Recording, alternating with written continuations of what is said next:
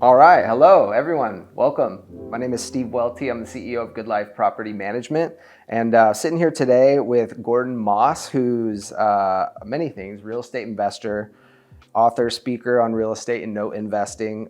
My favorite part, Good Life client for about 5 years now.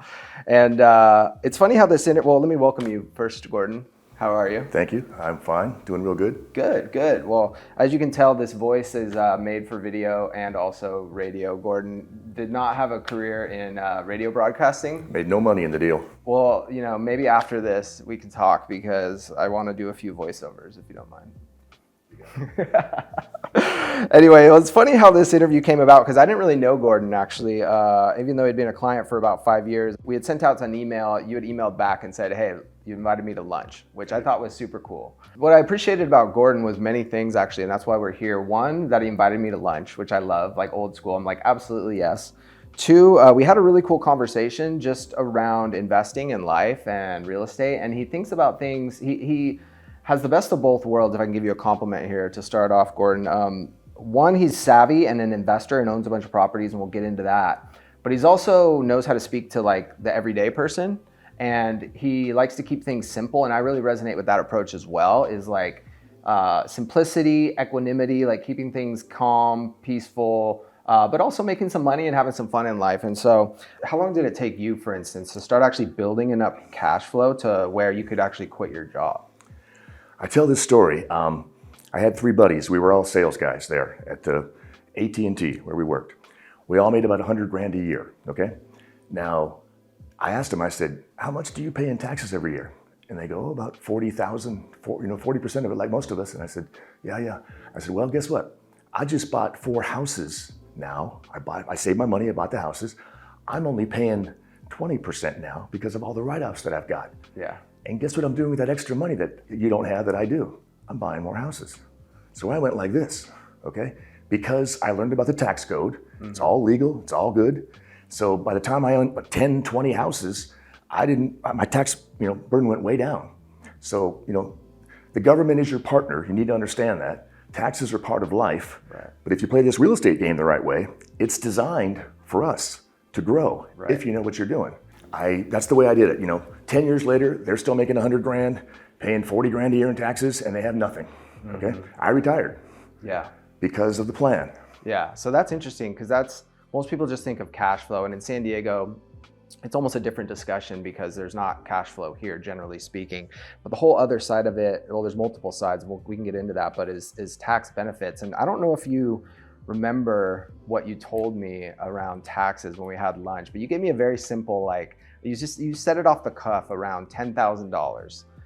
You're like, we were talking about an example. You're like, everyone, let's say they save 10,000 in taxes. Do you remember saying that? Is that like something you normally say, or is that, because I thought that was gold. Okay. I'll tell you why.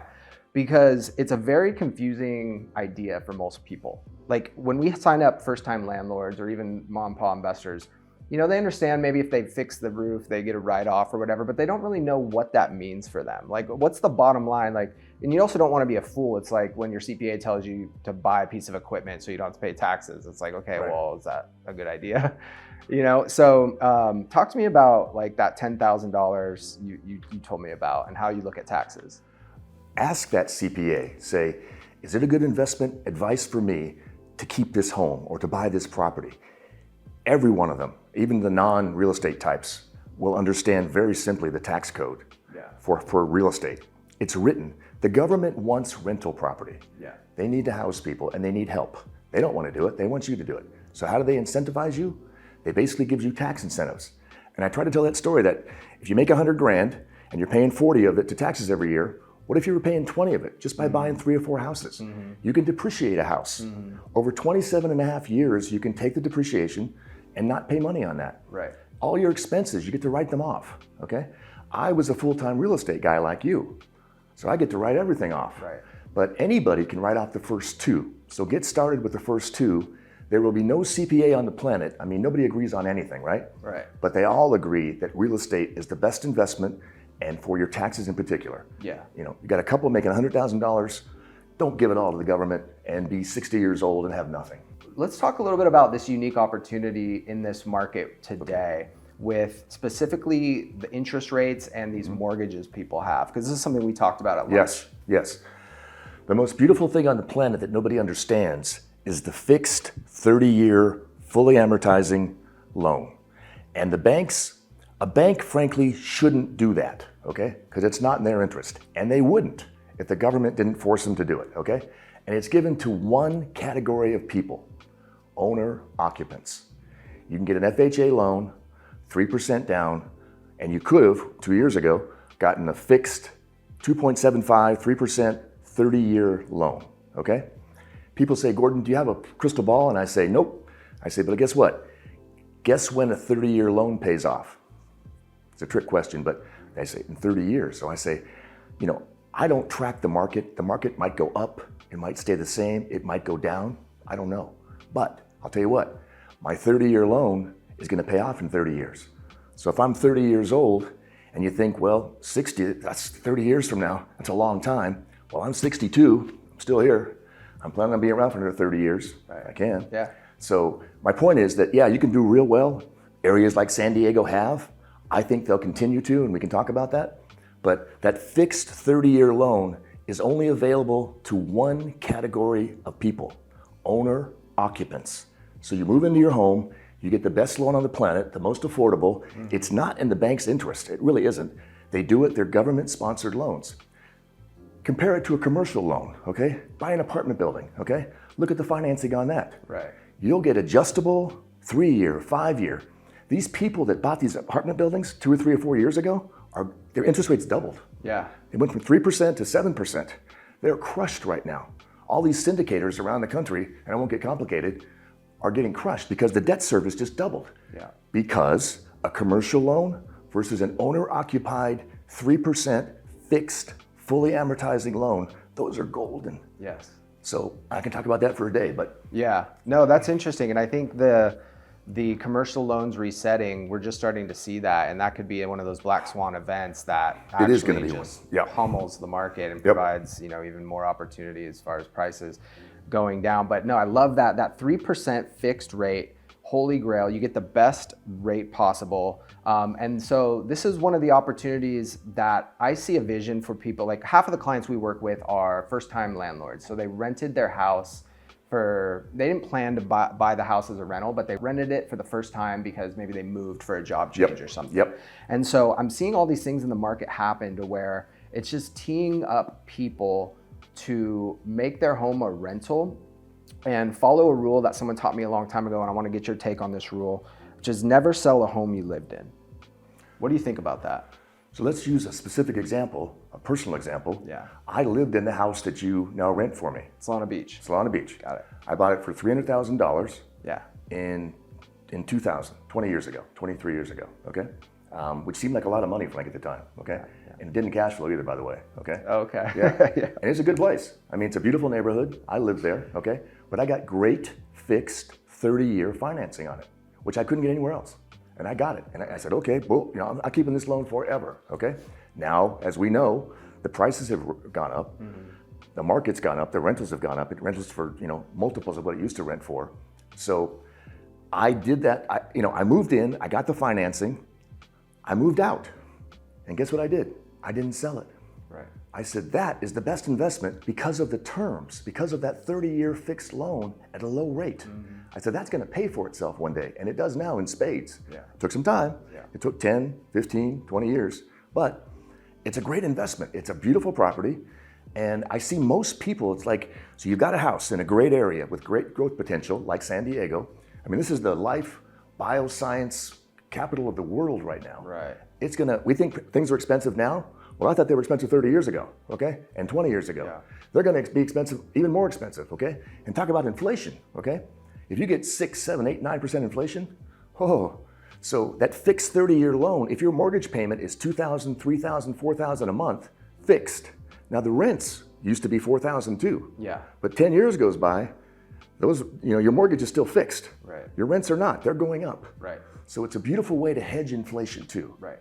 So, but yeah, the personal story about the property in Solana Beach that you managed for me, I could have, like most people, I'm moving out. I need a bigger house. I need a pool. My wife wants a da-da-da, whatever. Right. I need to get another house. Well, get one, right? But keep the old one. And in your new house that you move into, guess what you do? Get your fixed 30-year financing. Yes. Even at 6 to 7% today, or you might have to move. The government might say, you're going to Tennessee tomorrow, or you're going up to Silicon Valley. You might have to move, okay? Keep that house. I know more people in the corporate world, successful types, get promoted every 5 years, right? Now they're vice president of something. They should have kept those homes. They were in this town, they were in that town, they were across the country, and they always sold their house. If they would have just kept it, especially a San Diego house. Right. Because people want to retire here. People realize that humidity and bugs and exciting things in Florida, you'd rather be here. Right, it's location. When you're talking about one of the top 10 places to live probably in America, it makes it even that more appealing. So I love what you said. So let's unpack that a little bit. If we're looking at the vision of never selling a home you live in again, now there's some edge cases, like if you're $3,000 a month underwater or something, but generally speaking, you go into the purchase knowing that, hey, I'm never going to sell this home. And the reason is because if you do nothing else, you're going to set yourself up for generational wealth. Yeah. You're going to set yourself up. You could mess up at the stock market, lose your job, all this stuff. But if you can hold on to this home in San Diego, through the roof, because most markets are either appreciation markets or cash flow markets. And cash flow investors, like you probably know, they don't understand appreciation markets in the sense of they think you're silly for not making $600 a month, but their house in Tennessee will go up 13.5 in 10 years. Maybe. Maybe, right? The interesting thing that you said earlier about the government wants rental property, you would think that's true. It's in question a little bit, it seems like lately, with some of the laws that they put into place, making it more difficult, local and state. However, they still carve out exemptions for single family homes and condos. AB 1482, the most recent San Diego Tenant Protection Act, does a carve out for houses and condos. And so that's reason, I lost count now, 5, of why if you own a house or a condo or build an ADU or something, that the government's making it even more attractive versus these apartment owners who fall under these requirements of having to give a resident like 2 months rent if they relocate, if they give them notice to vacate and things like that. They're less worse on the little guy, aren't they? Sure. If you're an LLC and you're a company, you're an apartment building, yes, they're tougher on you. But I think we kind of go under the radar. If you own less than 5, 10 properties, you just, it's in my name. Right. It's not some fancy thing. So they're less worse on us, I think. But I hear you. They are, better than I do, that they're putting the clamps down on landlords that they consider unscrupulous, or I don't know what they do. Yeah, definitely. Let me tell you another quick story. Yeah. These real estate guys that I've known forever, one guy's in Florida, John Schaub, great guy. He says, of all my students, the best one is in Costa Mesa, California, right by the beach. And he goes, now I have students everywhere, Texas, Alabama, Washington, everywhere. And he goes, you think they would have done really well? And he goes, I'll tell you too, my guy in Costa Mesa is probably the least bright of them all. He goes, he's no rocket scientist. The thing that he did was, he picked a high-priced area, and it was high-priced then too, 20 years ago. It's like, you can't make this make sense. Doesn't cash flow, right? Well, guess what? It appreciated. He bought houses for $200,000 in 1980, okay, that are worth $1.5 million now. Yeah. And the rent's quadrupled, okay? So he would say, okay, all you guys in San Diego, Costa Mesa, you're whining and complaining, saying that it's too expensive. Doesn't make sense, doesn't cash flow. You're gonna go to Alabama and buy that $20,000 house because it cash flows, right? No, you'll be out of the business in 3 years because those tenants will drive you crazy, right? And then the guy here in San Diego will think, okay, I'm negative for a while, but I got the tax advantages, but I'm paying $300 a month just to hold this thing. It's the appreciation. California's got it. There's an ocean over there. There's hills over there. You can't keep building. The government's tough on the builders too. It's hard to build. So these houses that we're sitting in, that our houses, the value, it's the land that's just growing. So their point would be this: you don't have to be smart to do this, but pick a good area that everybody wants to be at, that has a good growth future, like San Diego. I mean, we're the bioscience capital of, they're building all this spec space now, IQ, HQ, on this, I don't understand it at all, but the human genome is happening right here. Yeah. It's the next Silicon Valley for the next 20, 30 years, right here. Too. Yeah, tech, the Navy. There's a lot of good reasons. Everybody, and the weather, it's just a great place to be. Everybody wants to be here. So my advice would be to ignore this go afar thing. Don't go afar. If you have to move somewhere, keep your home. Find a good management company that can do it, that you can trust, that will watch things for you. You don't need to become a manager. And find the good areas. There's a reason they're expensive already, and it'll probably continue. And history has shown that. So that's my, this, a certain kind of house, don't get a 2-bedroom house. Get a 3-bedroom house. Get 2 bathrooms. Get it in a good area. Get it in a good neighborhood that you want to live in. Yeah, some really good advice, like the bread and butter, 3-bedroom, 2-bath, checking it out at night, somewhere you'd feel comfortable living. Tell that story about I think it was your brother. Yeah. That you helped him kind of get started in real estate, kind of like indirectly, I think. But tell us about that. Obviously, I love my brother. He's in Las Vegas. My sister moved out there too. My parents were out there. But my brother never had a big job, never made a lot of money. He's a sheet metal worker out there. He built the T-Mobile Arena last couple of years. He's going to build the next stadium he built the Raiders Stadium. So that's what he does. His wife is a waitress. And so they're not, making tons of money. I said, you need to go get an FHA loan and buy your little house. This is 20 years ago. And they did. They moved in. They started their family there, the whole deal. And they said, you know what? We don't like the neighborhood that much, or we're getting too big, so guess what we're going to do? We're going to move out. We're going to get something else. And I said, oh, what are you going to do with that house? And they said, like everybody else, we're going to sell it, right? That's what you do. Yeah. Get another house. I said, no. I said, look at the loan you have there. It's this fixed 30-year mortgage, and you can rent it for more than you're paying right now. I said, well, I don't want to be a landlord. I said, well, just go with this. It's not that complicated, okay? So they kept the house. They bought a bigger house, okay? Same low down payment, fixed 30-year mortgage, okay? Rinse and repeat 7 times, okay? I mean, 4 or 5 years ago, they came to me and said, the guys, my nephews, are getting to high school. We want to move to a good neighborhood. We want to get a pool and more rooms. Okay, so we bought a 5-bedroom house in the best neighborhood of Vegas. And even that one, they're like, okay, kids are gone. They're out of high school. That was all good. But we're looking at the walls right now. We don't need this big house. And I said, okay, what are you going to do? And they said, we're going to keep the house. And I said, yeah. So 7 houses later, okay, and my brother's relatively young. He's in his 50s, so is his wife. They've got a huge equity. They've got a cash flow. And they're done. And all their friends, he has 300 people on the job site. None of them have anything. Yeah. They're still working hand to mouth, basically, paying taxes, making their money and moving on. But my brother, which is a real good example of this whole story I'm telling you, just bought these little houses with good terms, moved out, kept it, rented it, rinse and repeat, did it again, did it again, did it again. Fast forward 23 years, he owns 7 houses, 3 of them free and clear now. So what a story. Yeah, that's super cool. And do you know if he bought with FHA financing or a mix or? So the first one he could get FHA, he couldn't get a second one that way. So he paid 20% down. Got it. That's still good. Yeah. It's a veteran. I mean, my father was a veteran. He 0% down.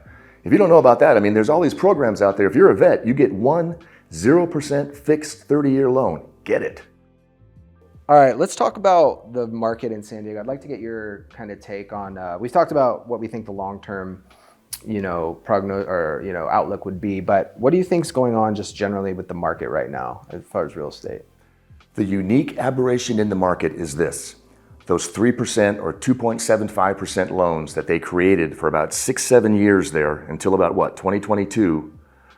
I told people, I said, Go buy a house. And they're like, why? They're expensive. And I said, but it's the financing. Get that financing, okay? A lot of them did, okay? That's never happened before in our history. There's never been a 7, 8, 10-year window where you can get a 3% loan, okay? Right. Now it's behind us, okay? And I'm not sure if it's coming back. I don't know the future. I don't predict those things, okay? It's 7% now, whatever, 6 point something percent. It's double now, okay? But, so if you live anywhere in your neighborhood, you either refinanced or bought a house during that period if you own a house. So your rates are 3%. Right. And my understanding is, I'm not an expert on the market. I'm not really in the market, but as an investor a little bit. But people are not selling their house because they're saying, wait a minute here, I got my payment here at 3%. If I need over here, I got to pay 7% for my new house. So I'm keeping my house, which is making our market even tighter. Mm-hmm. But that's the aberration right now. The huge market, I can't say enough about those 30-year fixed loans. Nobody understands that part. There's other parts to it too, which I could go into, which it's just the most beautiful thing on the planet. It is so in your favor and so not in the bank's favor. Mm-hmm. That's what you want. The banks are collapsing the small ones, the regional ones right now, because some of the loans that they make, but they're fixed at these low rates. So that is the aberration in the market right now. I don't know what's going to happen in the future. I never predict the future. I always watch guys that do predict the future and think, you don't know. And they don't, okay? But to have, in this neighborhood, the 1,000 houses here, okay? 98% of them have a 3% loan. Yeah. Which is unique. That's never happened before.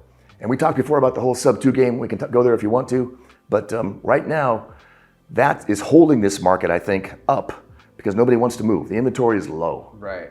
But the real key thing is the future. And you put inflation on it, be in a good area. San Diego's rock star. I mean, like you're saying, I think the Silicon Valley guys are coming down here now saying, you know what, it's not so nice up there. And if I can work remotely, Apple's moving all their people down here. A lot of the big companies are moving their people down here, or people are Zooming now, so you can be in your garage. So they'd much rather live in San Diego. So I think it's the least unsafe piece of real estate on the planet right now. I mean, I'm betting on it, obviously. With my feet, I live here and I own properties here and I'm keeping them, not selling them, buy and hold. Mm-hmm. But to your question, was the aberration in the market, the unique thing what's happening in the market, it's those 3% loans and the fact that we don't have this. We had a little bit of a bump last year, this correction, when rates went from 3% to 7%, people kind of stopped. But I don't sense that they're done buying. I think they're like, okay, it's 7% now. It is what it is. I gotta buy a house. Okay, fine. Yeah. Because inventory is so low, so it's a very unique situation, and the amount of buyers, there's still enough buyers in the market to take up that inventory. I'll go ahead and make predictions because I've done it before and everyone has an opinion, but I think there's going to be a huge opportunity to buy at a discount over the next 5 to 7 years. And the reason I feel that way is the market, if you look back at it, it's different than stocks in that it's more predictable in the sense of long 15 to 18 year cycles is what I see. And if you look at when they raise interest rates up to this level, every time it's been preceded by or followed by a correction down for the next 5 to 7 years. And so I think what a lot of people don't realize, the market's already corrected 5 to 10%. Yeah. In other markets like Idaho and some of these like Tampa, well, actually, I don't know about Florida. Florida's held up pretty well, but Austin, Texas, it's already been down 10 or 15%, but it's been up 60% or whatever. But I want to encourage people that, especially like younger people who say, hey, this all sounds good, but like, I'm not going to be able to get into these houses. Save that money. Save $5,000 a year. Save what you can. Get that $30,000 FHA mortgage. In 5 to 7 years, I think real estate's going to be very unattractive for a lot of. I think people are going to have lots of opportunity to buy, and the reason is that they're tightening the screws on this financing. Okay. And I think ultimately people will start putting their homes on the market when they have to move and when they have to do things. And I think everyone's waiting till October when rates go down. I keep hearing people say that, like, later this year rates go down. Like, rates I don't think are going down anytime soon. That would be my prediction. That's kind of what I see potentially happening. But yeah, you can stay silent on that because you probably disagree with me. I don't disagree. No, I don't. I mean, all it says is I don't know. I do not know. Right. I like how you say you don't know. I like, because it's true. No one does know. But design a plan that works if it goes up, sideways, or goes down. Yeah. Make your plan work no matter what happens. It might take longer if it goes down, but guess what? Right. Eventually, things work out. Right. Right. So what's an interesting opportunity with sub-2s? We talk a little bit about that. And what that means and how maybe someone listening might take advantage of that strategy? I'm going to try to tell the subject to story in a simple, understandable way, which is very difficult, but I'm going to do it anyway. So I said earlier that the biggest market aberration and the biggest opportunity are these 3% loans. The guy across the street has a 3% loan on his house, okay? And he has to move. It isn't like he wants to, he has to. His boss said, you're out of here, you're going to Tennessee tomorrow. Or he got fired, he has to go, okay, he has to go, okay. But he's got a 3% loan, okay? Now I show up and I say, I like your home, but I like your mortgage more than your home, frankly. I like your 3% loan.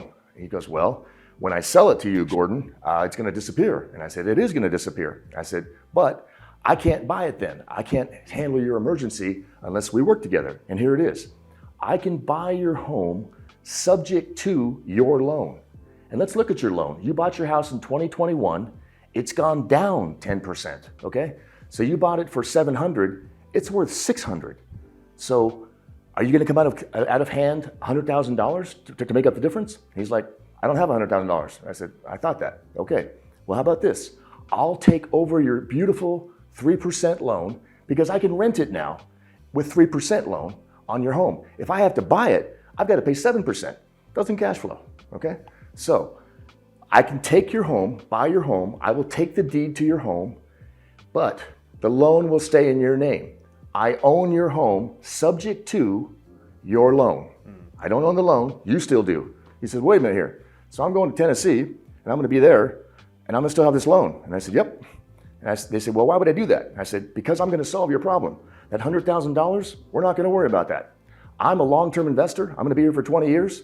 So eventually I think it'll go back up again. I'm willing to take the risk, but you're still going to have that loan in your name. I'm going to be paying it for you with the rent I'm going to be getting from somebody else. Right.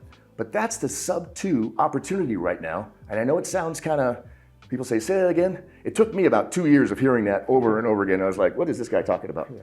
It's legal. It's not a bad thing. It's not hurting anybody. And you're helping this guy out because he's got a problem. Yeah. But it takes that unique character to do it.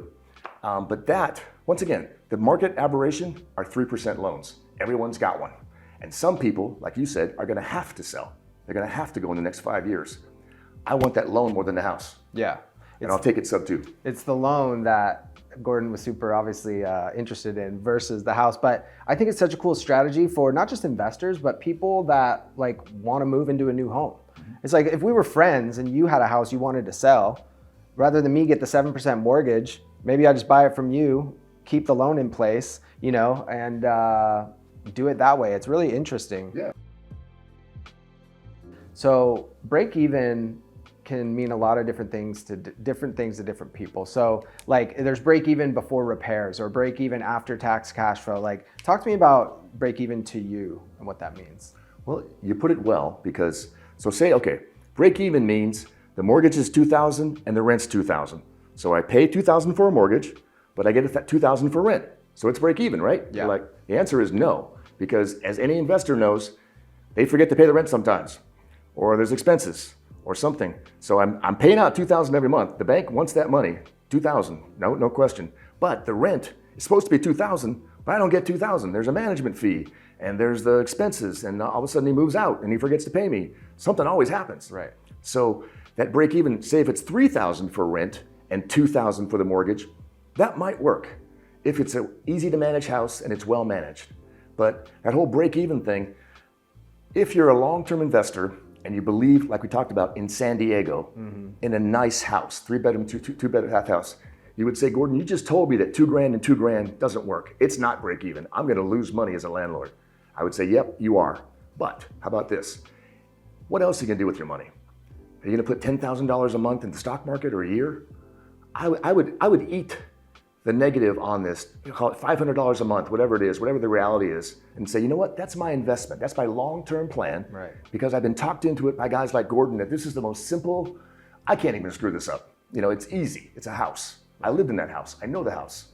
And I'll take the $500 a month hit, if that's the deal, and have a long-term plan. We need to think long-term, buy and hold, 10-year plans. It's amazing what people think they can do in 1 year, and they don't believe they can do it in 10, and it's just the opposite. If you can do 10-year things, those are real. Those will happen, and you can screw it up and still kind of get caught up. So yeah. I love how you put that really simply, by the way, but very well done.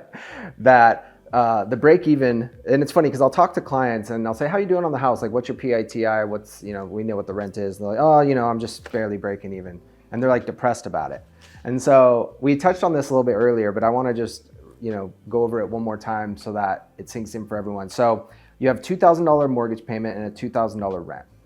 All right, the first thing you look at is appreciation. So if I think the market over the next 10 years is going to go up 5%, you do the math on that.